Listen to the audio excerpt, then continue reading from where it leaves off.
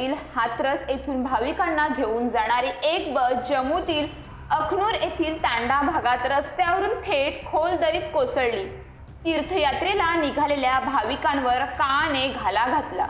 या दुर्घटनेत 21 भाविकांचा मृत्यू झालाय तर 40हून अधिक जण जखमी झाले आहेत। प्रशासनाने दिलेल्या माहितीनुसार बस सुमारे 150 फूट खाली खड्ड्यात कोसळली। जम्मू जिल्हा दंडाधिकारी यांनी ट्विटरवर माहिती दिली की उत्तर प्रदेशातील हाथरस येथून प्रवाशांना घेऊन जाणाऱ्या बसला जम्मूच्या अखनूरमधील तांडाजवळ अपघात झाला। अपघातात जखमी झालेल्या लोकांना जम्मूच्या अखनूर हॉस्पिटल आणि सरकारी वैद्यकीय महाविद्यालय रुग्णालयात दाखल करण्यात आले आहे। जम्मूचे नायब राज्यपाल यांनी या दुर्घटनेवर शोक व्यक्त केला आहे। एलजीच्या कार्यालयातून जाहीर करण्यात आलेल्या निवेदनात म्हटले आहे की अखनूर जम्मू येथे झालेला बस अपघात हृदय हेळवणारा आहे।